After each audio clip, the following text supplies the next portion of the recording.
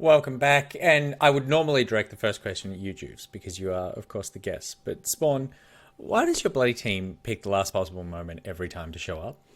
I mean, maybe it's the start time issue again that Jules was talking about yesterday. Maybe it really does come down to the fact that, hey, boys, like, would you want Summoners Rift at 6 p.m. as opposed to, the 4 o'clock start time? But I think also, like, there's a couple of things that would probably go unnoticed. Like, I think much better matchup in the bottom lane. No need to leash in this matchup because Sion has got a really good leash. And as in Italy, you want to start on blue buff most of the time. So no leash needed there.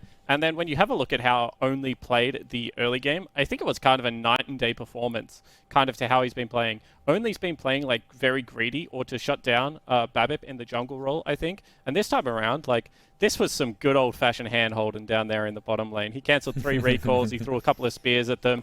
He repathed bottom lane on the push-out as well. Like, that's just some good jungle supportive play. It did put him behind a dragon, a herald, and about 12 creeps in the early game. But the good thing about Nidalee is once she hits jungle items, she kind of gets quicker in the jungle. It's actually what I hate about all AP junglers, and I'm sure Juves is the same, that they hit runic echoes and then like Eve, Elise, Nidalee, all these champions just farm quicker than anyone else in the game. So he was able to catch up there. But credit to, Rare and Ayla. They transitioned that early game into a pretty impressive late game. 6-1 and 6 for an 80 carry. We take those.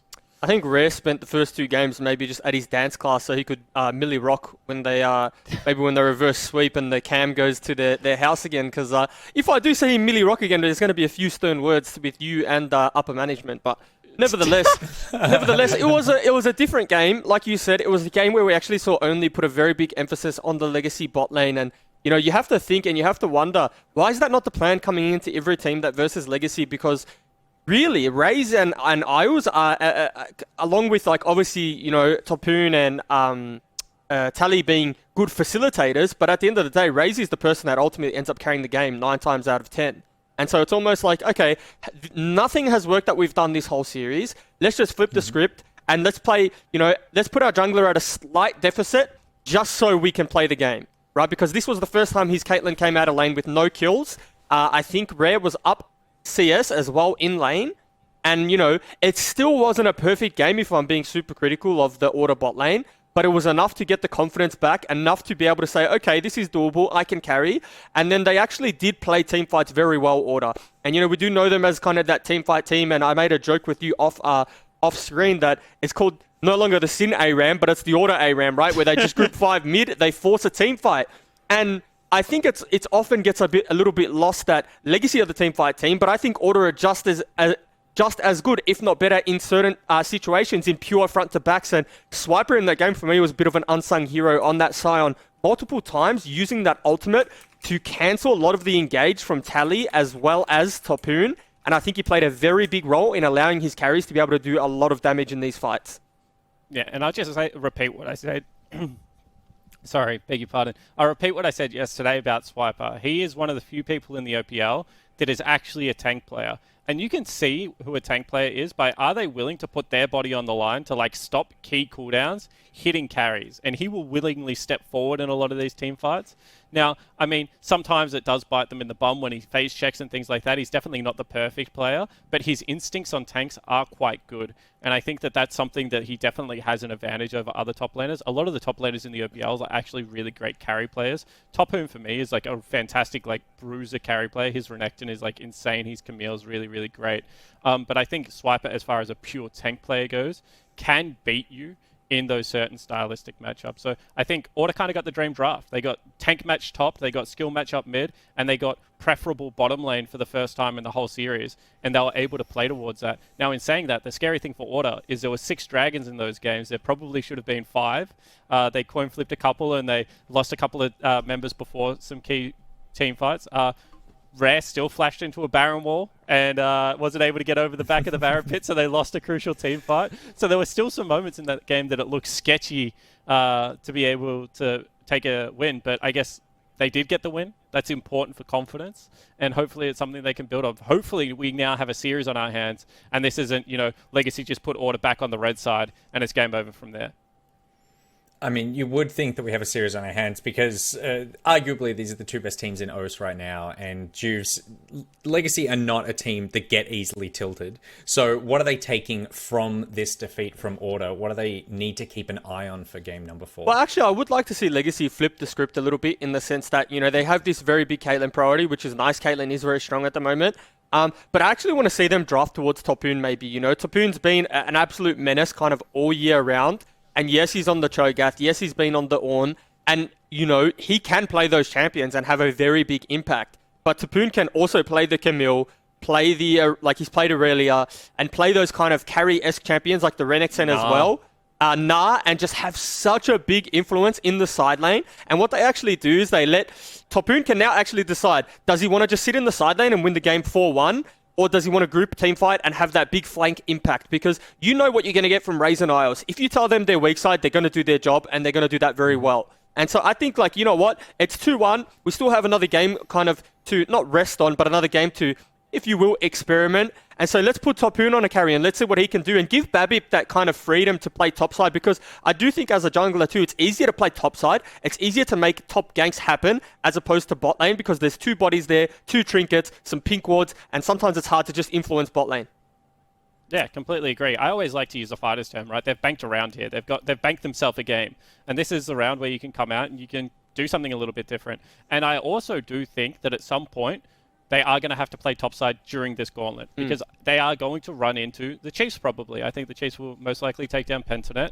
And if Legacy run into the Chiefs, then you know that you have to play towards Theon because Croc lives in Theon's lane. I know there's a lot of memes going around for it, but if we did jungle proximity in this league, Crocs would be that's actually the bromance, by the way. Going back to the last question, that is genuinely the bromance of the OPL. So you know that Babip's probably going to have to match that and play around at top earn, so give him a game on it now. I agree with Juves. Beautiful. Well, Order looking very comfortable in that last game. Can Legacy shake it up and make them uncomfortable? We'll find out in a minute. Before we do, let's get more uncomfortable with the Nick bag. But let's start with a question about comfort. Coming in from a non, opinion on wearing shoes in the house compared to slippers or other comfy footwear. Oh, I got roasted by this in the gaming house. I think shoes, well, as far as I'm aware, it's a culture thing, shoes off in the house versus shoes on. And in the gaming house, we had certain people from certain cultures and backgrounds that were very anti-shoes, whereas I didn't necessarily care, but also I was very respectful of what makes them comfortable. So taking the shoes off is just the easiest alternative. I'm not no, I need to wear my shoes. But I feel like if your shoes are clean and they're not dirty, then I wear them. You wash your floors, right? You mop them. You mop them every few days or every week or whatever. Maybe you lived in a fancy gaming house, Jules, but I've very rarely been through a gaming house where the floors are mopped once a week. What I will say is I am a big fan of having a pair of Uggs at the front door. I will take my shoes off, put them on the shoe rack, and then just put my Uggs straight on. I'm a big fan of the Ugg boots. Almost literally everyone who's responded to this in chat says shoes off, and I agree. This is a shoes off house. It's not a rule. That's the other thing. It's not a hard and fast rule where if someone comes over, we go, I'm sorry, you're going to have to take your shoes off. But when you walk into a house, you open up the doors, you walk in, and then right in front of you is a huge shoe rack filled with our shoes. And the messaging is incredibly clear. I'm never going to look you in the eye and say, I need you to take your shoes off in my house because you're a guest. You can do whatever you want. If you want, you can pick up one of my babies and just walk off with them. That's fine because you're a guest and guests in this house are king. But you will absolutely be guilted by seeing this rows and rows of shoes and you know what you're supposed to do. I would say I don't like the idea. I mean, I have Ugg boots. I think Ugg boots are incredibly comfortable. I just never put them on. And it's because I always put them on. I'll have a shower or something. I forget to put them back on. They're downstairs. They're in a different room. I don't know. I need to always go get them. I'm a massive, even in the middle of summer, socks on in the house. Socks on in the house stops my foot touching the floor. I'm ready for all scenarios where I could have a nap like that. Socks on. Nap like that. I can lie down on any surface and fall over. Juice. Can you sleep with your socks on? Hang on a second. Can you sleep with socks on your feet? I can. Yeah, I do. I do not sleep with socks on for night. I take them off at night. But during any period where I'm like, oh, I just need to put my feet up and relax, and also socks on, like literally right now, socks on. And you go, thank you very much, Juice. Yeah, I have socks on Spawn, too. show me your feet. Yeah, and so it also means if I'm, there you go, beautiful. If I'm in a scenario where there's someone around me, I feel like kicking my feet up. I put my feet up. They're not seeing my 7 out of 10 ingrown toenails. They're not seeing the hair that has grown so long it wraps around the pinky toe and has cut off the blood supply. They're just seeing a beautiful pink sock covered in chips and hamburgers, I assume from our wonderful sponsor, McDonald's.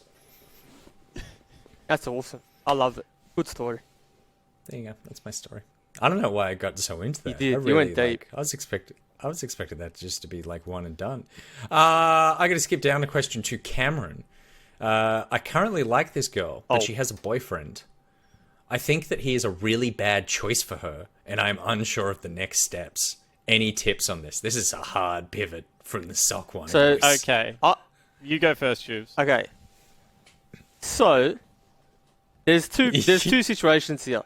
You can be the honourable guy and try not to be a homewrecker and let that one play out how it's meant to play out. Either they get married, have kids, live happily ever after, or they break up in like a month because he's like below platinum or something like that, or whatever.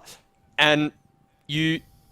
Dude, actually, Jake, you go, because ultimately, no, because I wouldn't be the homewrecker, right? Like, No. you know, if she's got a if they got a boyfriend and they're happy, it is what it is. But also, if I really like her, maybe you just become her like really good friend. Try not to get friend zoned. Get all the goss and plant the seeds. Plant the little the little vicious seeds, and just be like, you need to leave. You need to leave him. You need to leave him. But we'll go get Nando's together. You know what I mean? Nando's is a classy date, by the way. I was going to say the exact opposite. So I'm a big fan of you don't get to judge other people's relationships because you have no idea what's happening behind closed doors. So all you do is state your intentions. Like, hey, I like you more than friends. I think if there's ever an opportunity where we could like go out and, you know, maybe try this thing out, like I would be all about that. And if she says no, then you either decide if you can live as friends or you need to break that relationship. Or you go next. Yeah, correct. And that's as simple as it is. Yeah. Because also you don't know what's good for her. You can't go in there and say I own you and your choices. But you know what's good for you, and that's that relationship with that girl. What? I said, you know what's good for you, and it's that relationship with that girl. Yeah, right. Okay. Well, so you've got a variety of opinions there. So take your pick. But whatever you do, film it and send it to us. in, yeah. All right, it's time for game number 4. It's Legacy versus Order. Let's see if Legacy can close it out, or Order are going to take us into a game 5. It's coming up for game 4, and the Mac is Jam Select.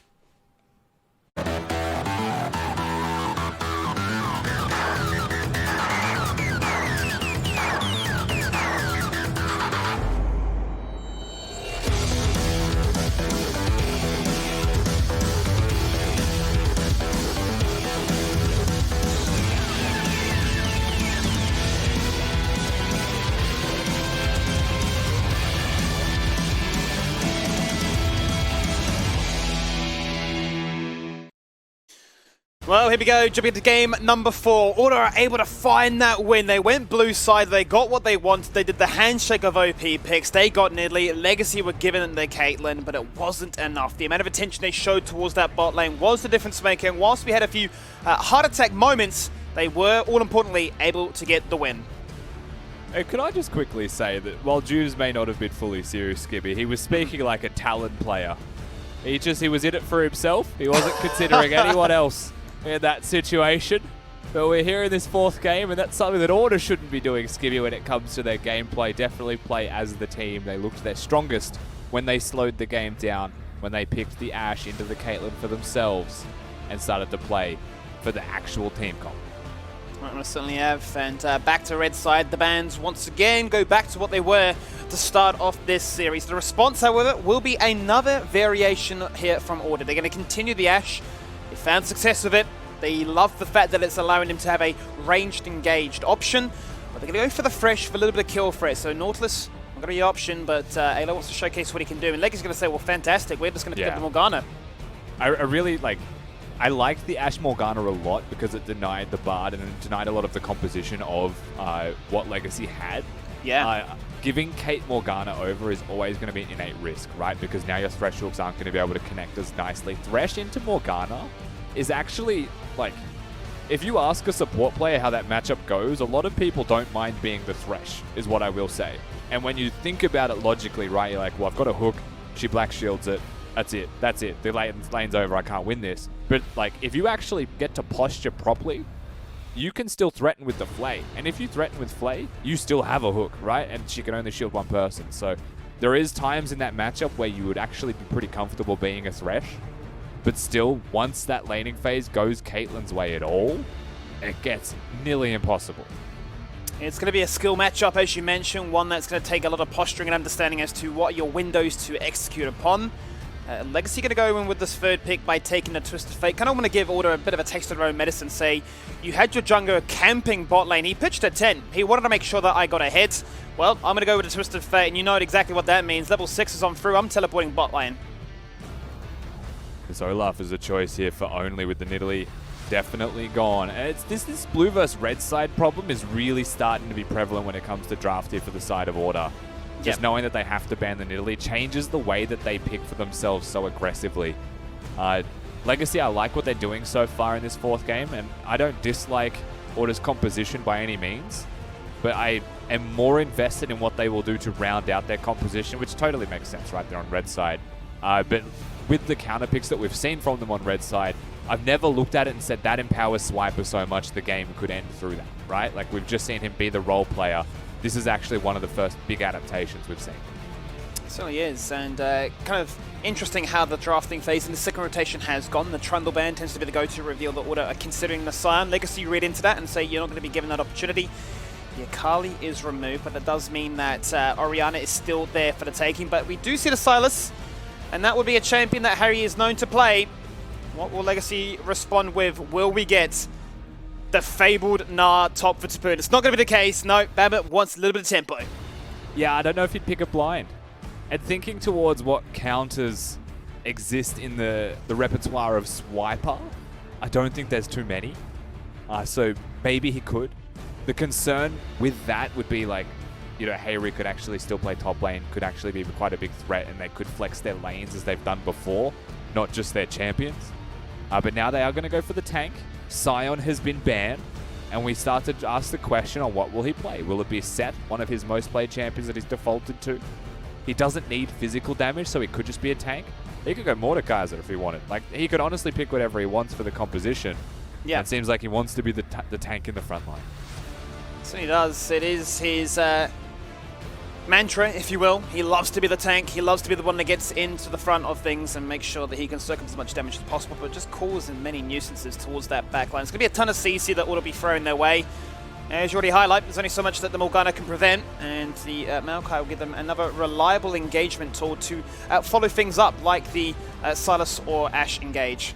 And I wonder if they'll put the Sylas top still, Skimmy, because we have seen this as a matchup in top lane before. You know, Tien actually from the Chiefs was someone who was a big fan of this matchup, and we've seen him hard win it.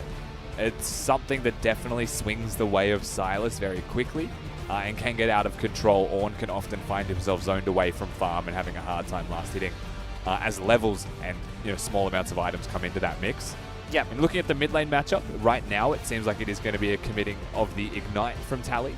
Probably going to go Unsealed Spellbook as well, but that actually does help his laning phase trade a lot more. And that may be another factor if you were looking at it to say, well, let's just put the Maokai mid. Like, he'll be fine. And we put Sylas top to have a win condition just from draft.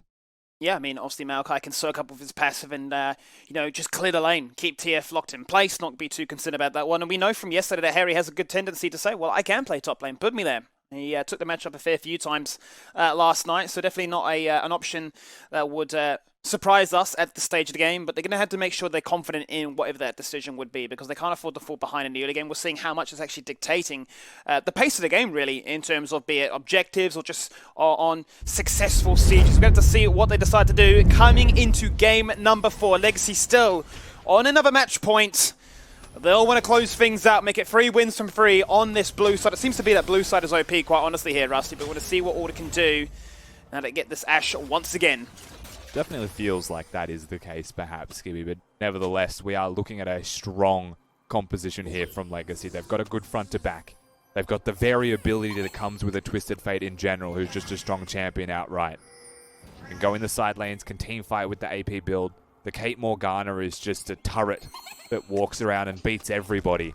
But the Ashe Thresh is the place that I think we should look at the most, because this is where the most variability has come in for Order as players. And in this game, I would say the most volatility exists in general. You know, Thresh hitting hooks, game could change. Getting advantages in that bot lane against a Kate Morgana could be huge, but not getting them could also mean that they just start taking turret plates and just snowballing the game out from the 2v2 alone. Of course, we'll be looking at junglers and how they involve themselves in that, but I'm always looking at Rare and Ayla to see how they start this off. And I think it's a really good point that you highlight that in particular to start things off with. But then when you move to the jungle role, we saw that Only was shadowing his bot lane to protect him. He got his Nidalee, but this Olaf pick was banned away from him every single game last night. We don't really understand why. It's not one that you tend to say is an Only go-to, but we've seen already in this series to open up things that BABIP smashed it as the pick. So excited to see what Only can achieve here tonight. Into like a 6-0 Death's Dance build or something like that as well. BABIP was a monster. Ayla going to look for the play. There's the two-man flash, you highlight instinct just like that. Pop the ignite, heal, flash forward. Let's get that one final auto. Is it enough? It expires, but Ray's health bar does not. No first blood just yet. Yeah, so it's just going to be a summon spell trade in the end. Raze with teleport will be able to get back to that bottom lane. He's not going to miss a crazy amount. He will miss experience though. It's just, again, the difference from Order between their first and second game to this has just been so drastic. Now, it isn't a game-winning advantage, but the confidence, Ayla still having that flash as well, does mean with the level 2 advantage they'll have, they could be very aggressive if they want and look for that early kill. Both supports have the flash, but everything else is gone so far. There's a cleanse. That could be decisive if Viles is able to find a binding. But now it's up to Raze to sustain that health bar. He has one more potion left. So be careful that Ayla cannot find an avenue to excel in. Early ward up the river there as well, placed by Raze. So very clear that they don't know where the starting camp was for this Olaf. As a result of that, they've placed a ward just as a precaution. Only is actually on the opposite side of the map right now, however, so that does mean that if he goes back or even gets the reset on that sweeper timer, he has the possibility of influencing the game pretty aggressively by sweeping out a ward. Makes life nearly impossible for Legacy in their laning phase when he pressures that area. Certainly does, and opposites may attract right now because the junglers with bottom top right here. That's a beautiful little buffer with the Caliber net. One final auto would have done it. It's not enough. Both were flirting with danger. Both were looking for that kill. BABIP, do they want to dive this? They want to dive it. They certainly do. He's got double buffs. Patience is a virtue. He can cancel the recall with a smoke screen. Oh, he's caught him. He's looking for it. The smoke screen, the two-man. There's the lethal tempo. Regen whenever he can. Hits them with the hook. No, he doesn't. The flame misses as well. He's not an Ignite Smite jungler. He's not going to burn that flash to commit. And now Only rapidly runs back to base to join his team in bot lane. BABIP plays his distancing perfectly, spaces away from them as well to ensure they're not even going to put a single finger onto him and stop him from putting out that damage. Completely zones Order away. One major factor here is, again, they can't teleport back to this turret, can they? That's an advantage that Legacy had for themselves. Where Raze may have lost that first trade, suddenly it's 2 plates going the way of Legacy. Suddenly it's an advantage for this bottom lane where it's 31-18 in CS as well. All of that good work undone by BABIP being in the right place. Right place, right time, and the snowball effect it is now providing just the influence on blue side to have your jungler in the area and ensure that one of these AD carries will be loving life and the other will suffer. Only pain is what they will have to endure. That is all that they will see. And you check in with these other lanes so far and you're seeing convincing victories across the board, and hence why at the 5-minute mark you're already looking at an astounding 1k lead. Yeah, pretty much just winning in their farm everywhere. Looking for break points here for both teams. You would say level 6 is a pretty big deal for both of them, specifically through mid lane. One of them for being a Twisted Fate, the other one for being able to steal a Twisted Fate ultimate. When you've got the Ornhorn as well, you could be looking top lane for those ganks. But I think realistically, what we would start to see in a game like this, I'd say particularly from Legacy's side, is bringing 5 people down to this bot lane and starting to influence that. as right now, it does look like the Drake's going to be started here. Certainly does, because Order crashed that wave in, forced Legacy to respond and to catch it. Now say, okay, do we have enough damage? Can we take this successfully? Babip's in the area, going to dash on and look for the steal. He's going to connect and take it away. That's our Dragon, only just concedes. He knows he's dead. He's standing still. And Legacy say, okay, well, who wants the gold? And Raze is like, yes, please, I'll take that for free. Yeah, they're actually able to give the gold over to the designated target here as well. They're going to make sure Raze picks that one up. And I mean, he was definitely dead. Only knows his fate. Just buys a little bit of time. And there was a world where in other video games you may try and stagger those death timers, but it's not going to mean too great of a deal here. It's funny, that fight starts with Babip auto-attacking and presumably A-clicking the explosive plan and doesn't even put himself over the wall with it. Then has to dash in to commit to that one. But still, Legacy had the damage, they had the advantage, and they're able to make that one work nicely for them. As they're like 2,000 ahead, Skimmy at 6 minutes. And that's exactly my point. We're saying a minute ago they were up by 1k, just like that, they're up now by 2. They steal away their Dragon, they go against the grain of what was tempo favoring Order. They took a risk, they went for a rush, it didn't pay off, but they're going to search for another risk again. There's the Ignite and there's the All-In. A shield, a heal, a chance to survive, it's not enough. Legacy kind of baited themselves into a false sense of security because Babip was hunting and surrounding the area, but Raze unfortunately gets caught and a beautiful punish by Ayla. Yeah, outstanding stuff from Order with no hesitation. I mean, at the same time, Raze may be a little bit too far forwards there, but the punish comes accordingly. They're able to get some kills. I mean, it's a tragedy that it goes into the hands of Ayla. I believe it was just the Ignite that locks that one down, but it kills a kill. They ensure that the Caitlyn stays down and doesn't fully snowball this game out. And she's also getting punished for pushing up by herself. So that's a mental victory there from Order. It most certainly is. And this will do wonders for Ayla's confidence here. The fact that Oh, nice. he's playing another hook champion. We know that he's insanely good at the fresh. He's found his footing, as has Rare. As you said, yeah, that's a fantastic little denial of the recall, pushing them back. Feels like blue buff is really getting the better half of things. Yeah, cancelling a recall may not be like, this is the be-all, end-all, but it does mean that their Legacy can do whatever they want. They're going to choose to push the wave in so that the wave gets missed by Order, and they're going to go back to base. So that makes me think there was an item spike there of like the BF sword, as you can see. They could have alternatively pushed that and tried to greed for another plate, as they would have had a full 6 minions to work with. But they're going to go for those item spikes. And they could, as you're seeing, flip the map up to the Herald. So that's the advantage of cancelling a simple recall and what that can actually provide for the state of this map. Item advantage, obviously, is going to be there. And now it's an objective advantage through their ability to just have more tempo. A small play representing big objectives as it stands right now. Destiny going to be used here by Tally. That's going to scout out exactly where Order are on the map right now. They're not going to respond to the lane flip just yet, but they're going to start to show their face by rotating up the river now. All better just to say, okay, well, let's start up this Herald. Let's make something happen.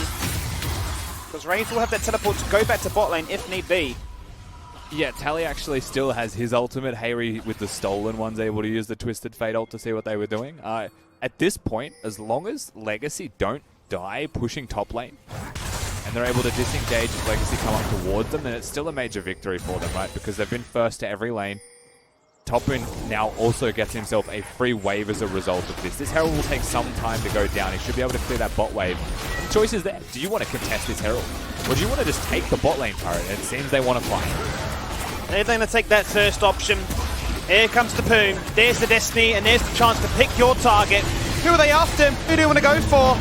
Tally's on the flank, he flashes away, sidesteps the Aaron, and 4 members collapse upon him. A flash flay, Ayla wants it, but it's too little too late, Ray's gone. He sacrificed his own AD carry.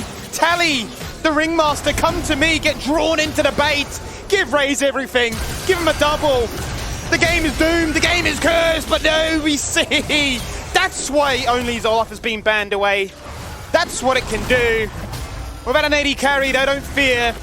Because they got a Lantern and they get out of jail free card, but it expires. Legacy makes sure of it, and now with a red buff, he's trying his hardest to make it a triple. He'll make it a delayed triple. He gives every reason for Order to smile in that situation.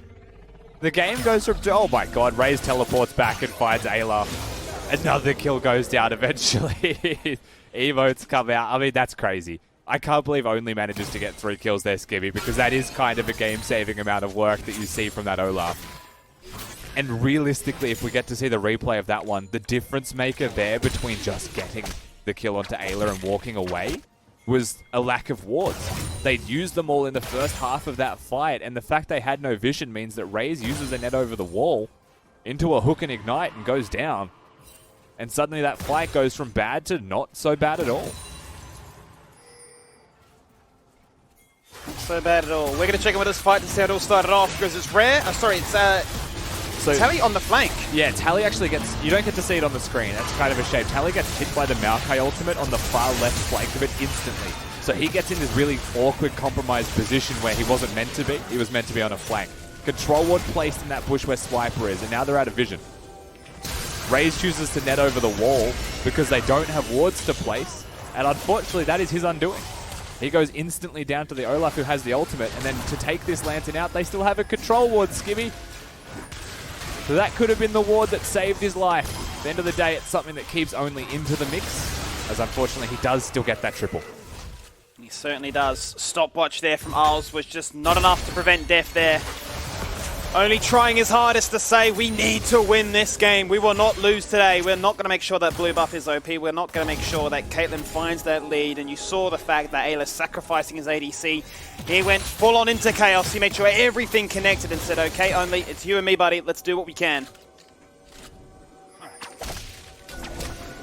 Now we look at the actual state of this one. You've got your 300 gold bounty for the Caitlyn. Absolutely huge running around with a full Infinity Edge compared to a long sword of the Ashe. Fabit's going to be looked at. Hayri's going to have to use the Graves also to disengage. Yeah, he certainly is. Doesn't have a flash. Could have been scary there because Tally had the gold card ready to go.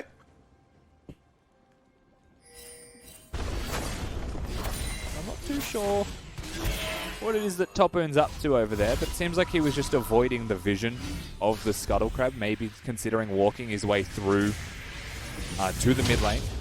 Maybe just hovering to protect, but nevertheless, he's had a pretty good go at his laning phase so far, hasn't he?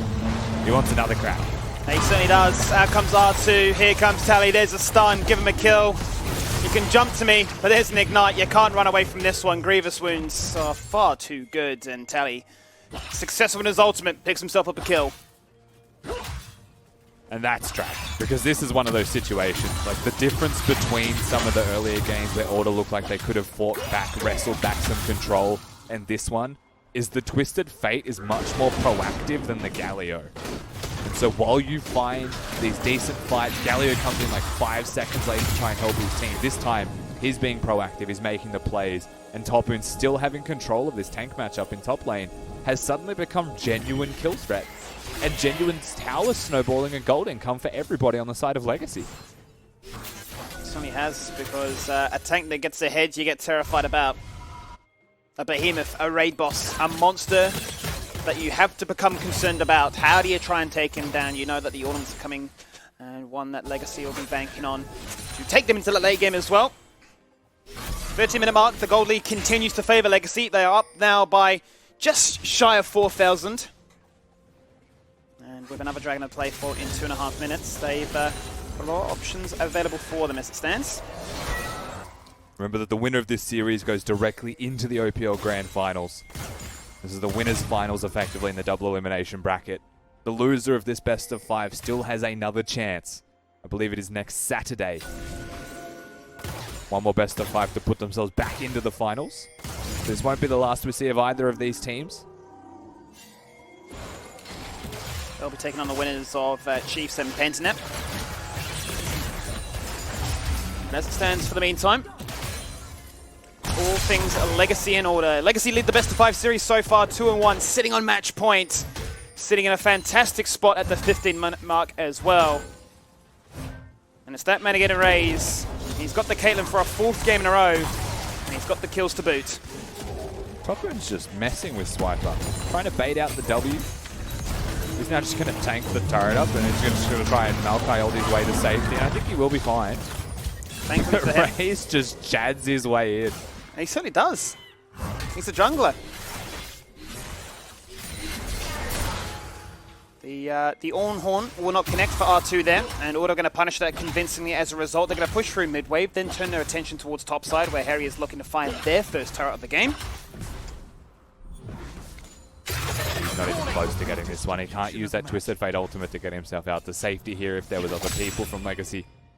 Tally staring him down with a gold card. But now that Hayri is situated in top lane with Tally, both having that ultimate match means they can instantly rotate towards mid if action were to happen. And when you've got a Kate Morgana planted in mid lane, that's exactly where they want to be. As it looks like Raze is elevated. Do you see that? He is. Is he higher off the ground? Is he hovering? He's not on stilts. He is literally hovering. He's ascended. Raze is just, yeah. He's hit a new point of power in this video to game. godlike being. My man doesn't even touch the ground. He's walking on water. Comes out of the river and keeps hovering. I've never seen that. That is fantastic. That's beautiful. The Herald will be picked up by Legacy. As we look into awe, really, as to what that animation was, as the Dragon now has spawned, the third of this game. Another Infernal Soul, more importantly, to talk about here. The plates are gone, the Herald instantly summoned mid lane, and mid turret most certainly will fall on down. Yeah, that mid turret's going to be free. No one there from the side of Order to try and defend this one. Objective going to fall down here as well. That Silas ultimate was most likely just going to be expiring. Which is why he uses that to reveal and confirm. And now Hayri needs to show some respect to top lane, it seems. Yeah, he wants the all-in right now. Stop. No, unfortunately for him, can't hit R2. Hayri going to be very grateful about that one because he gets to hang on to his flash. Yeah, it definitely does. It's not as easy as just stepping up and doing a full combo on someone like a Silas either. Would have lived for a very long time even if that had connected. But now Order, grouped 4 strong. Going to try and take down top lane. They don't have a minion wave. So this is really not possible. Legacy also hyper aware of the situation. They've postured themselves in the correct area. Really good read from Legacy, you'd have to say. No vision, but the intuition to say, what are we missing? Where could they be? What is looking like a juicy option for them right now, and it is top lane. We're at an ultimate. No ability to really protect himself there. Yeah, to me that just reads as desperation, you know? Like, your options are running so short, you're looking to try and dive this person without real setup or proactivity. Just being a little bit more opportunistic does show the state of this game. I mean, it's only 3,000, and if that continues to stay at the same amount as time progresses, it becomes less of an issue for the side of Order here. However, they are against the Kate Morgana. They are against the Graves and a Twisted Fate who all scale nicely straight into this game. I don't think this honestly gets any easier for Order. And you're up against a 4k gold lead, which essentially doubles from level 14 onwards.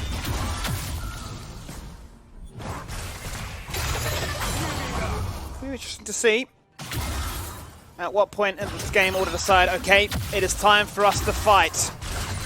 We're seeing only waiting in the wings right now, going for a little cheeky lane gank.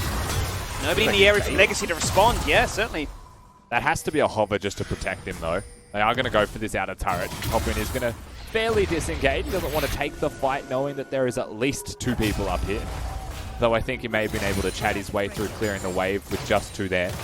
Better safe than sorry. Legacy also going to push and force that mid lane priority. As you can see, Skimmy there on the bottom side of the rift.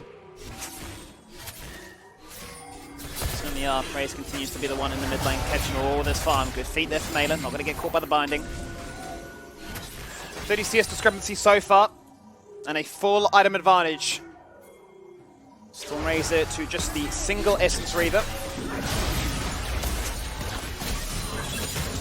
One good thing about this Ashe Thresh lane, though, is that if the Thresh is able to hit hooks and force the spell shield, it's a lot easier to just be Ashe after that point. Of course, it requires you to go above and beyond and not get punished for throwing that first hook that connects.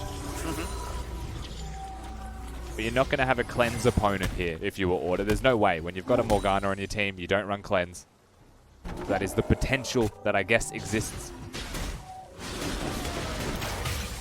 Ray's just going to literally walk into the jungle without a care in the world and say, you can have smite, but I'm still going to look to try and steal away that red buff, and I'm successful too. Thank you very much. Another dragon to look forward to in 90 seconds. I mean, he just continues to get the Caitlyn, continues to have fun with it. He really is playing like he's doing it all himself. When it comes to team fighting, of course, Raze does have the whole team behind him, but a lot of this posturing right now, I mean, think about that bot lane out of turret dies because he just walks at him and ooh. Tally coming in there with the ultimate just out of range. Unfortunately, they land that gold card rare. Thankfully, having to use that flash can hang on to the cleanse. But that's a big summoner that will no longer be there. This next dragon would put Legacy on a potential soul point as well. That's up in 60 seconds. They were trying to engage like 17 screens away onto that Thresh there. They're not going to be able to find that one whatsoever. On ultimate now going to be down. Just that Fade ultimate gone as well. He's going to have to flash here also, so another summoner. That's a lot. Slight advantage with the unsealed spellbook, you'd say. Can swap out the flash for the meantime. Yeah, swaps it for a cleanse, which isn't horrible against an Ashe Thresh type engage. That does, to me, signal that he's at the very least going to look near the Drake pit. If they're able to secure this one in 30 seconds, that would be soul point on an Infernal Soul, so Legacy would be getting everything they're after. So I can imagine a Caitlyn would be ecstatic with the option of having a Cloud Soul. Sorry, an Infernal Soul. I'm so used to saying Cloud Soul, that's all we get. It is. It certainly is. But we've been blessed today by double Infernal. You want damage, we'll have some of that. As this is going to become a bit of a check of not only summoners, but item advantages as well. We've got a ton of cleanse. We've got the Mikhail's Crucible here for Ayla. And we've got some stopwatches to boot in the mid lane as well. There's the hook, there's the Poon, there's the Ashe shot, and there's the stun, there's the lockup, and there's the Malphite jumping into the backline right now, trying to find him. And they take him out. There's a shutdown, only survives, and just by a touch, he lives. Legacy won the soul point, but Order will not give it to them. They say, you think you got an advantage? We've got team fight mechanics. They continue to find Raze in these team fights. One major differentiator here between Order and Legacy has been in clutch moments. Order have produced the results consistently when at a deficit. Swiper's about to cop some damage there from Babbitt, but the Drake is gone. They get the shutdown as well. I didn't get to see who that money went towards, but that's still a big deal for the Way of Order. He's punished there by the fact he's gone for the teleport. You could have all these item advantages, but if you're unable to have the uptime, if you're unable to survive to utilize it, it doesn't count for anything then. Olaf, very, very lucky to survive. Triumph proccing. He survives, he lives. They're able to secure the dragon. 2 apiece so far. It has been really the story of this series. We've never really had a outright, you'll get the soul point. There hasn't been an early 20, 24 minute mark one to look forward to. It's always been down to the wire. Yeah, we've constantly been trading. And it hasn't been one of those like PGG style games where they just give away a few Drakes willingly as well. It does feel like there's been a lot of back and forth actual play around the objective. Lots of picks trying to happen really before it as well. Probably the major factor considering that. It was the first real time we saw Swiper active on the Rift as well here. It's just really been copping it from Ornn up until that point. So that was very refreshing for the side of Order to see him there. And of course, you've got only with his items completed from the 3 kills that he got. Definitely putting in some work himself. And Ayla's starting to hit those hooks, Skibby. And that's maybe the most dangerous thing here if you're a Legacy fan, is when Ayla starts hitting those hooks, the game ramps up. He's showcasing why he is known as one of the fresh players in the region. Mikhail's was a fantastic acquisition, both the cleanse and that having to be burnt, but used to good effect, you'd have to say, because it netted them that team fight win. Goldie does still favor Legacy. They've retained a 2k bonus. And level 14 is now there for the taking. That means the Molten Edge comes on through. So that gold lead, whilst not displayed, will slowly, behind the scenes, continue to grow. Yeah, what's 2,000 now kind of etches its way up to 3.1, just a little bit more, and every single level after that even more so. That's not including, of course, the relative cost of Ornn's item upgrades. Ooh, he's dead. He's gone. Just like that. Easy as that. He's dead. Ulti. No, gets the teleport away. Thankfully for him. Not a second casualty here. Back-to-back fights. Raze caught out of position. The Baron is there for the taking. To Order say, this is our time. Down for 25 seconds. We also stole away an Ornn teleport. Surely this is it. And really just overstepping his bounds here once again is Raze. It felt like, and we said this before, he's definitely limit testing with his positioning. Really just being aggressive, trying to do a lot of the burdening here himself. But when you don't have a Morgana, and you're against a Thresh and Ashe in mid lane, you don't exist in that lane. You wait for your support to come back, but he steps too close. The punish is there. That's not just the kill anymore, that's the Baron going to the hands of Order, and suddenly we're at a dead even playing field as gold on map is concerned. Fantastic play there from Order. Seizing the moment, back-to-back major objective fights going their way. And what was a huge lead in favor of Legacy has been completely undone. They found their moment to shine. They've managed to patch up the deficits that were found in individuals with items and XP advantages as well. We are now looking at a game which you have to say starts to favor Order. Yes, you can talk about the ornaments once again, but they've got a Baron buff in this case of what they can actually do with it. As we start to see the side lane assignments here from Order as well, Hayri having that Baron buff does mean that he can plant his feet up into top lane as you're seeing right now. Teleport's going to be available at the same time as Swipers. Raze is still so elevated off the ground, it's not funny. He still is. It's amazing that the Ash arrows are even hitting him and he's not jumping over them. But they're hitting, and he's been punished. That would literally be game-breaking. Wouldn't that be a situation here? We'll have to see how this game plays on out. As it stands, dead even. Baron buff is creating a bit of a squeeze so far, as every single lane is being pushed. It is Raze actually once again left to his own, pushing bot side to match that a swipe, and now you wonder where, you know, Hayri will go, whether or not he can find an option to steal away the Destiny. There's the cross-map arrow. Is it going to connect? It is! No! Black Shield is insane. He actually sidestepped as well, so there was no major concern in that one, but here comes Tally.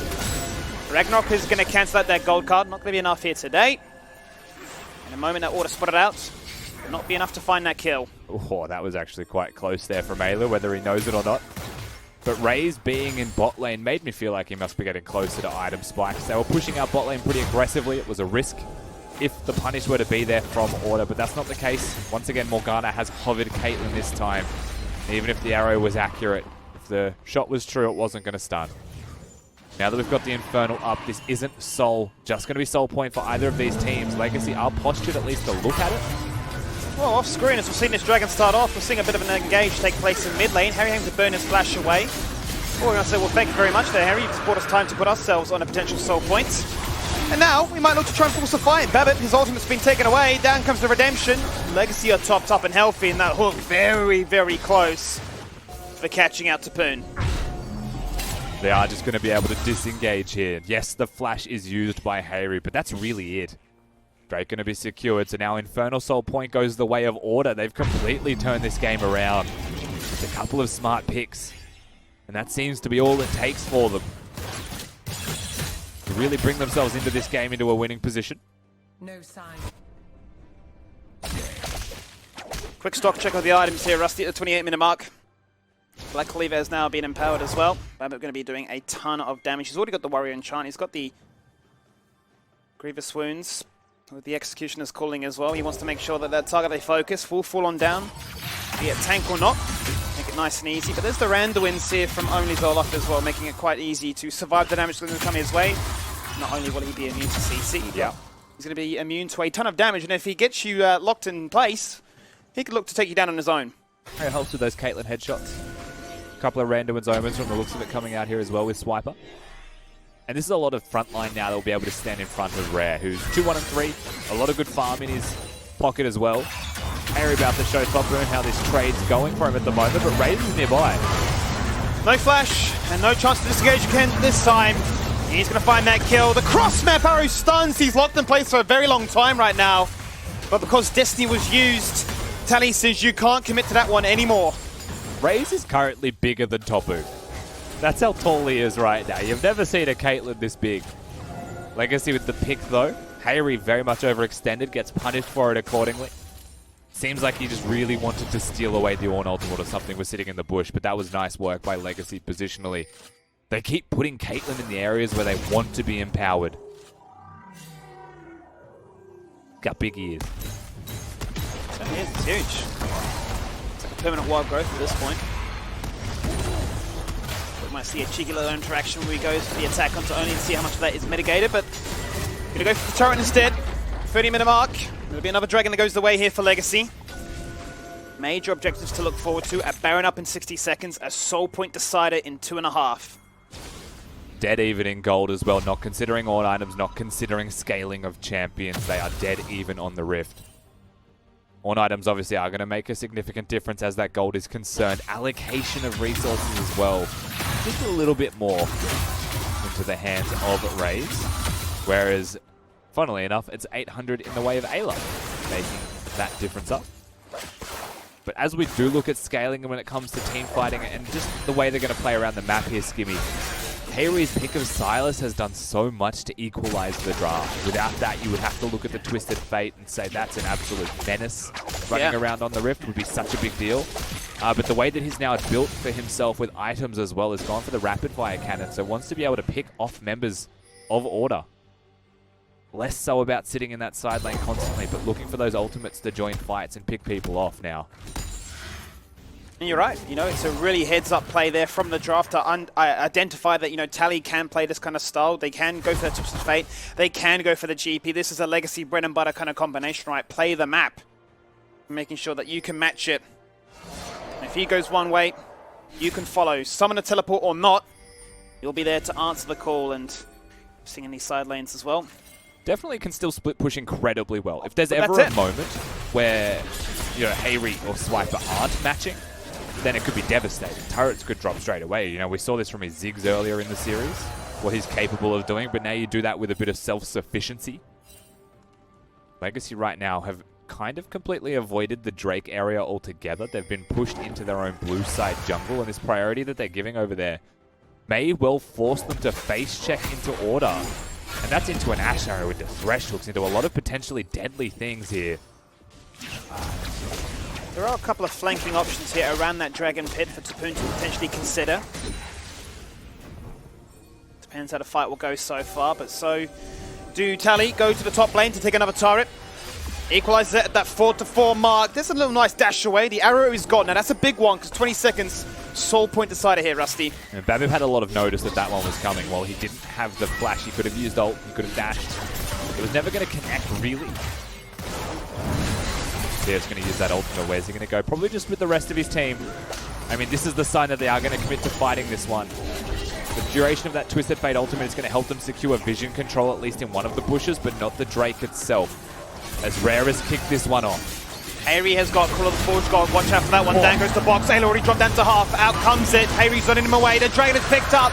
3 Infernals and a Soul Point to boot as well. The gold. There is no separating that fact. But you're looking at ornaments and now you're comparing that to Infernal. And there's a lot of subtle differences that mean that this gold is far higher than what we're seeing. Yeah, Legacy try and posture their way in, but just too late. They're not going to be able to actually force their way into it. Rare has been hitting the Drake that entire time. Now they have Infernal Soul. They really are postured to be a very powerful team when it comes to this team fighting. You know, and we say this every time, but a lot of the tanks suddenly have a lot more damage now. You have a Ludens proc every 3 seconds. Significant deal here when it comes to this team fighting. And by going for that rapid fire cannon build here, Tally, while he has maybe more access to hitting those stun cards and more attack speed for split pushing, it does actually put a little bit more of the onus regarding damage into the hands of Rays with these team fights. As we're seeing, it all comes down to a Baron now. 5 minutes. Seems like a world away to wait for that we could go to an Elder.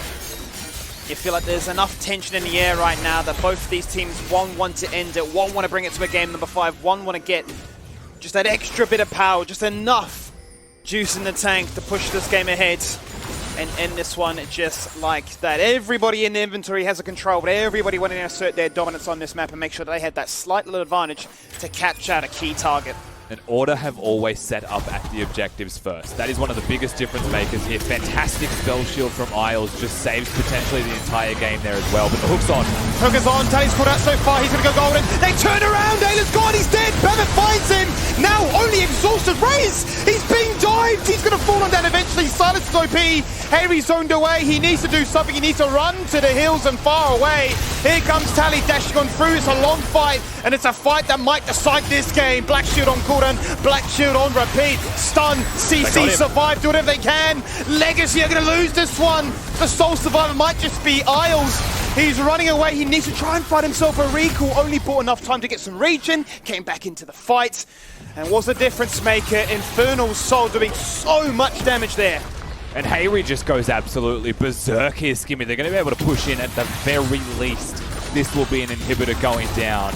The damage from these tanks has just become nuts with the Infernal Soul that they've got. Disengaging his order. They'll go straight to the Baron. And now they are in the driver's seat to determine this best of 5 series. If the reverse sweep is on, it's in Order's hands. We'll see this fight once again. The spell shield was perfect onto Raze, so keep that in mind. And then the instant hook connecting onto Tally as he comes around the wall here is what starts this fight off. You've got Silas with the Ornn ultimate, Ornn with his own ultimate as well.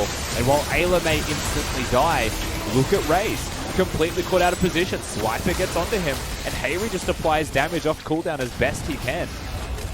We're back to life. Baron wasn't taken. Baron wasn't taken.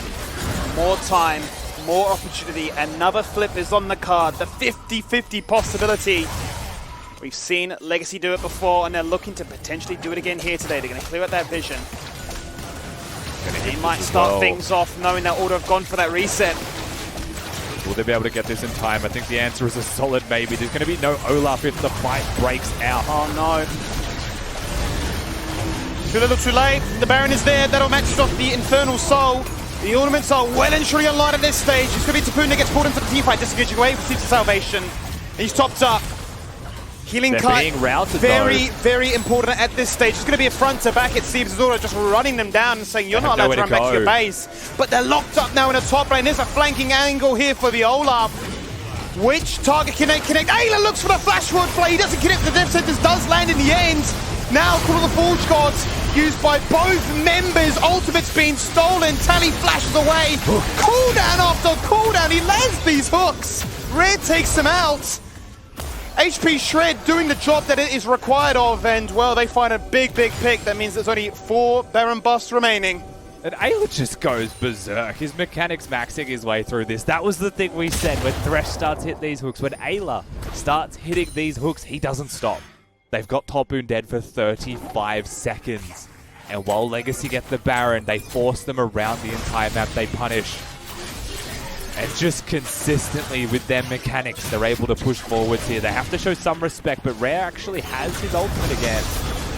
So they can test the trigger finger of Isles if they wanted to, but they're going to back away instead. Teleport's available from Topun if something were to happen. And all of this time that Legacy are currently buying without that inhibitor gone is actually time that Tally's pushing in a side lane. So this is a big win for Legacy in the end. Both support players really trying to exert. Is this a game of support difference? Can I hit the spell shield? Can I hit the hook? Can we find that pick? Or can we deny the impossible? Raze once again playing the game on his own. He gets a spell shield. They nearly take out Ayla. He just survives. But is that enough now? Is that enough pressure on this map to say, you didn't take our inhibitor, we might take yours, and there's an there's an Elder up in 15 seconds. My dude just straight up walks up to the Raze and 1v9s. They're fighting. Tapun is going to zone them away. Both mid lane inhibitors survive. They're crippled. They're crying. But they are all importantly surviving. The Elder is there. These teams just want to fight after fight. They want to showcase what Oceanic mechanics look like. And it's the Elder. Order have no choice. They have to come and contest this one, but the trap line has been set up by the Caitlyn already. Here's Skibby. To get into this, they have to walk the long way. Maokai is on a flank, but has no flash, so he wouldn't be able to get over the line of Caitlyn traps. This will just be a front to back. We're flipping the biggest burger of the series. Oh no. From Maka's chance selected a game itself! Hayri the hero, but he falls on down instantly. There's a double kill. Raze, Baron buff OP. They've done it here, Rusty. They've done it just like that. They found the kills when they need it. No Legacy want more. Here's the Elder, and there's your health bar. Boom, and there's the zap. You're gone. Sweet dreams. Olaf and a dream. Olaf. And a shot at redemption. He flashes away. He doesn't want to be zapped away from afar. And that's it, Skibby. The respawn time is not too long. They're far too long. And it's looking like Legacy can go for that win. They'll take them all down. It's a delayed ace, but it's an ace all the same. Is it the year of Legacy? They won Split 1. They took that championship. They won the playoffs. They've won Split 2. and they're one step closer to making it 2 from 2, as they'll be the first team booking themselves into the grand finals. I'll tell you what, while they've earned their grand final berth here against Order, it was not easy. It was a 3-1 win, sure. The scoreline says that Order only took 1 game from them, but they were challenged from go to woe here once Order found themselves and found their form. We'll have to watch that last fight again, because the biggest mistake that was made was the fact that you use the Zonias against a Caitlyn. There's one hitting that Silas. Hayri hard carries the fight prior. But another day in the office, it looks like, here for Legacy, as they're able to get that BO5 win, and they're back into the finals, 2 splits in a row. That they most certainly are. That man in your screen still, Isles, the support player. He looks mentally drained, exhausted, but a standout performance from him once again. And the team as a whole, the nerve check was there, the ability to showcase what they can do, the understanding of what was required. You said it could be a 50-50. We thought it'd be a 50-50. The Elder engaged, but the fight could only go one way. I just like the fact that Raze, even without Isles there the whole time, just walked at them, just kept walking. And everyone's like, there's a turret here. Surely he's going to back off now, and just keeps going. Takes 3 turret shots to stop the recalls. Literally game winning for Legacy. That was just an alpha move. Very alpha. I'm lost for words, really. The man is one that he receives so much praise, but rightly so. To know that the game is in such a delicate position as such, but to say, but I could do this. This could be game winning. This could be something that decides what this game is based on. And in the end, as you say, it certainly was. We're going to welcome back the boys on the Analyst Desk to jump into this one to close out what was our second night of the playoffs. And Jubes, I mean, you sing his praises all night long, but what do you have to think of that game there? Look, I think Order actually stepped up. I think they made a very, what was looking to be a very quick night, actually a very good series. And, that did come down to one crucial team fight when, if you have Raze in crucial team fights, you probably win 9 times out of 10. But I will say, I sing the man's praises all of the time. I think that that was not his best game. And he came up trumps at the end. But I think when I see Quinny play, I expect the 10-0 Caitlyn and not the one that's netting forward or netting the wrong way in team fights, So it was a game, and I think Order can hold their heads up high, and they're looking pretty scary heading into the next week, whether it's Pentanet or Chiefs. Do you know the funniest thing about this series? Is I guarantee both sets of coaching staff are going to say the exact same thing to their players. Like, Legacy will go away and they'll be like, you guys crush game 1 and 2. If we have 5 games of game 1 and 2, like, there is no way we lose this split. And Order's coaching staff, I know because I just wrote it in our chat, will say, you know what? You guys were really, really great in game 3 and 4. If you have 5 games of game 3 and 4, then you will probably win this split. And I just think that Legacy have that experience and class that I always talk about. And it's really hard to get without playing the games. But you look how many championships, guys like Raze have played, Babip has played, Tally has been around since 2014 and has played in so many finals. Topoon's played in the finals as well. It's very difficult to instill that in a playing group. And I think that game 4 there is just that 5% extra of we've been here, collectively 20 times between each other. And, that's why they win those burger flips, and credit to them, because that's what a championship caliber team does. Like, when push comes to shove, if you are the championship caliber team, you will win that Elder Drake fight, 6, 7, 8 times out of 10. And we're going to see Order now going into the lower bracket and facing off against either Chiefs or PGG. Rusty, who are Order most wanting to play out of that? I would be most excited to go against the Chiefs, but I think stylistically you'd probably want to take on PGG again. You saw it when they played each other the other day. It's entirely possible. They were 3-0 through the regular season. I think they just match up so brilliantly against PGG that's probably your preferred matchup. Yeah. But I'm here for the explosions that would come from a Chiefs Order best of 5. And it also looks like PGG are allergic to Nidalee bands, so probably a good thing for Order. I love his calm reaction, just like, yeah, what?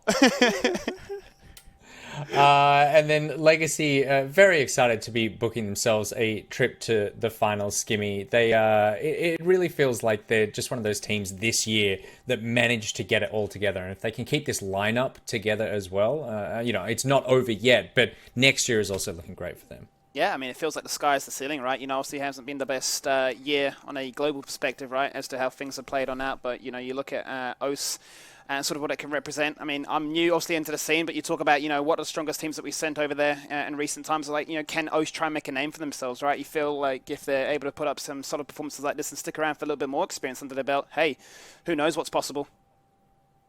And Spawn, do you feel like we've spoken a lot about grand finals when it comes to League because of the EPOS comp that we're running at the moment? Do you feel like Legacy are one of those teams, and I'm sorry to bring this up right now, one of those teams that can compete on an international level that we would be proud to be sending over? I mean, yeah, absolutely. I think that, obviously I'm the GM of Order and all that good stuff, but I think that Legacy have a good case to be made that they are the team that is deserving to go overseas. They have been the best team in the OPL for, 22 weeks of competition that we've had so far.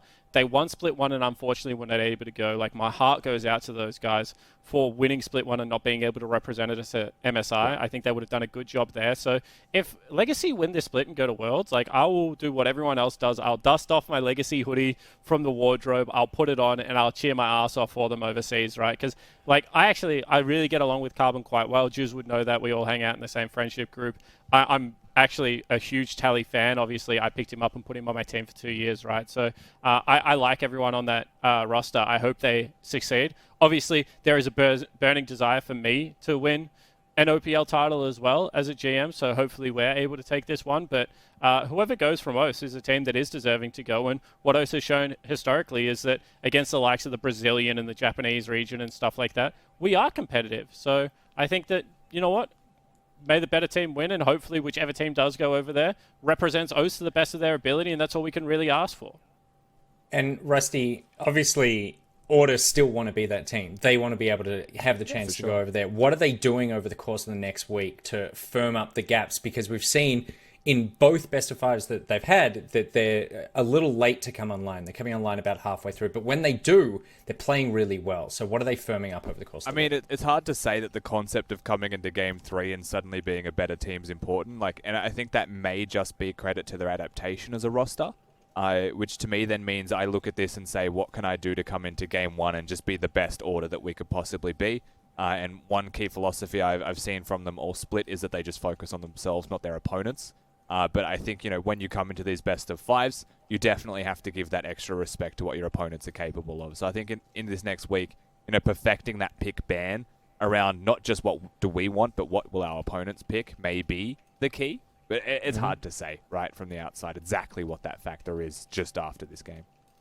Well, someone will know who's on the inside, but we won't direct that question at them. Instead, we'll take a look at the results from today. It was Legacy ultimately taking it out against Order, winning the first two games. Order coming back in the third, and then Legacy it looked like Order was handily going to win this one at the end, and then Legacy just capitalizing on a mistake or two and completely shutting them down. So that means that you are going to see Legacy in your grand final, and the only thing left to be decided is who they are going up against. So we will see next week Pentanet.gg versus the Chiefs, and then the winner out of that match will go on to face Order. The winner of that is then going to go on and face up against against Legacy, and then you see there that PGG versus Chiefs is your Friday game starting at 4 p.m. Australian Eastern Standard Time. We cannot wait to get that underway, and we cannot wait to have you guys there as well.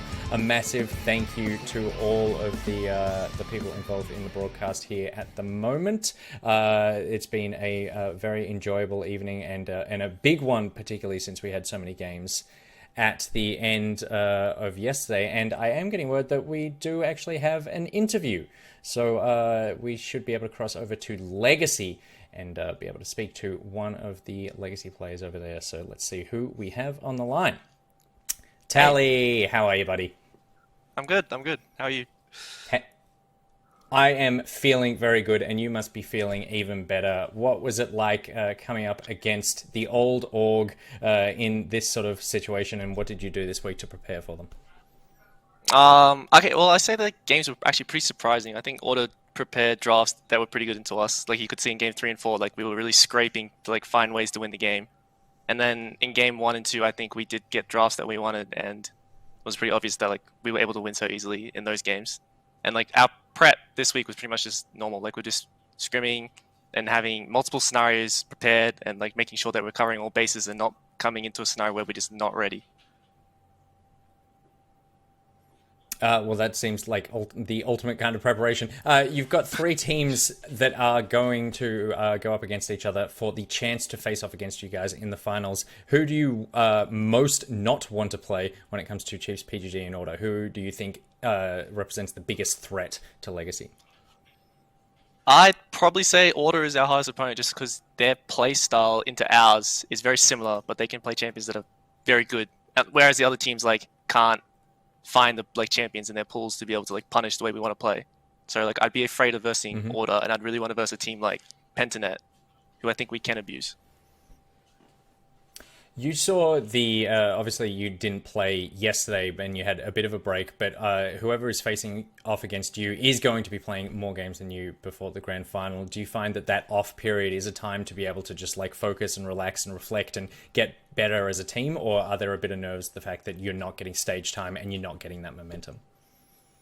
It's definitely a bonus being able to have the big break between now and finals, because we get to prepare very, very hard on things we think will be good, because we've seen what everyone can do already, and now we get to counter that, and we get to see it again as well, whereas they are just assuming we're going to do the same thing or maybe have something different.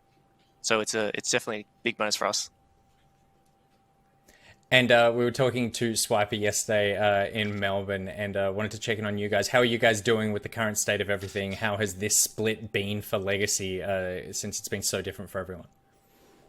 Well, I mean, it's pretty standard gamer house. Like even with COVID-19 going on, like we don't really go outside anyway. Like we still order all our food. Everyone's just chilling inside. Like it hasn't really changed our schedule, like the way we operate as a team. So it's pretty normal, I could say. I feel like I mean, it was the meme that was going around at the beginning. The whole thing is that you've been training your entire life for this, and in this case, it is literally true. So congratulations on the win, wow. and big congrats to the guys back there at the house as well. We wish you the best of luck in the grand final in a couple of weeks. Thanks, Nick. Thanks, Tally. All right, and thank you very much. Hey, to before the we boys. go, Yeah, can I just say, please. I don't think a surprise that we saw 4 games of Tally either. Jibs and I were kind of chatting about this in between games, and I just realized we hadn't brought it up actually during one of our analyst segments. Obviously, Legacy finished off the split with 2 weeks of Halo or something like that. And I just think like Tally has, honestly to me, been such a great pickup for that organization and team. Totally. And obviously, I'm a huge fan of his, but I just think like I'm actually really happy that he's the person that's playing through this Gauntlet series, and I think that he is actually a really dangerous player, as we saw in this best of 5. Yeah, I agree. When he came in mid-split, it was there was a sort of rallying around him last split, so that is that's definitely true. It's great to see him there getting all that stage time, and it's great to see you guys being able to support the OPL during this grand final march, because it is exciting to be getting to the end of this. What is less exciting, particularly for Spawn, is that we do need to do the MPL, and that just feels like the salt in the wound. The well, I assume so. I had no idea. Maybe we don't. Surely. Maybe we I don't. think we do. I think we do. I think we're. So let's fire up, man. I don't like the attitudes. I hate the attitudes here, man. Let's get excited. Dude, these attitudes Look, suck. If I'm going to play MPL, I want everyone to fire up. Let's play an actual game of Summoner's Rift.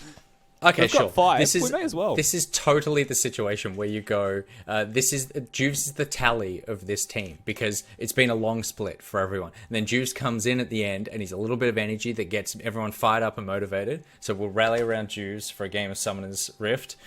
We hope you guys can stick around as well. Massive thank you for hanging out tonight, and a huge thank you to our sponsors, Macca's, EPOS, and NeoSurf, for making all of this possible. We will be back next Friday with more OPL playoff action, and we will be back in a couple of minutes with some NPL action. We'll see you in a mo. In a mo?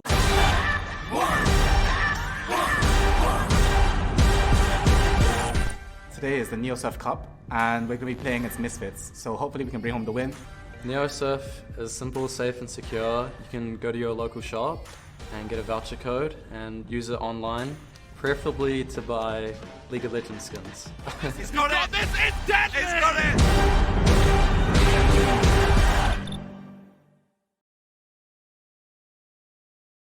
If you're craving the taste of your favourites, head to Macca's for a fast, safe and contactless drive-through experience. For your Macca's run, contact-free, we'll be here.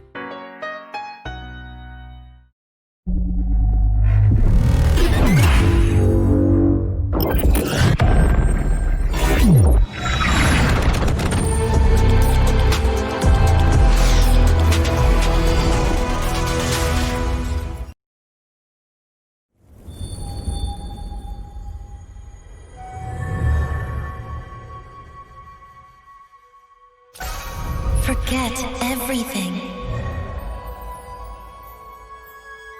Let me show you what life cannot.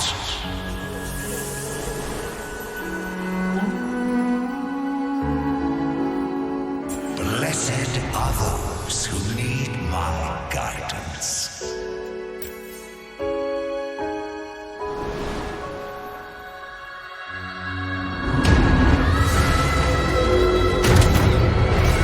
I release them from their pain.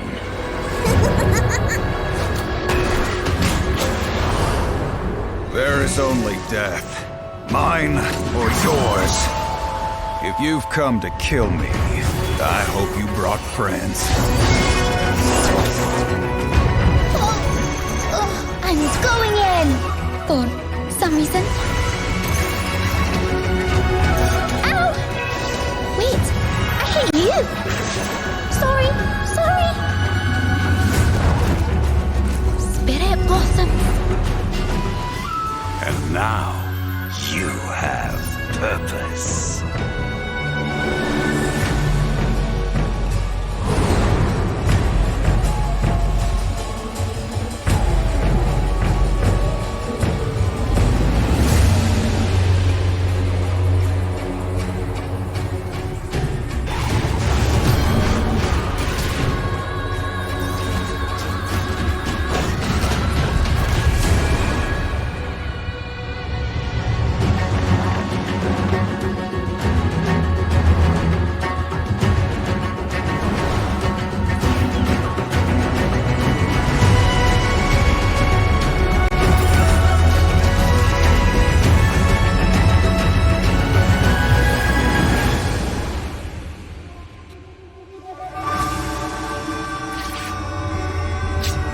Yield or fall to my blades.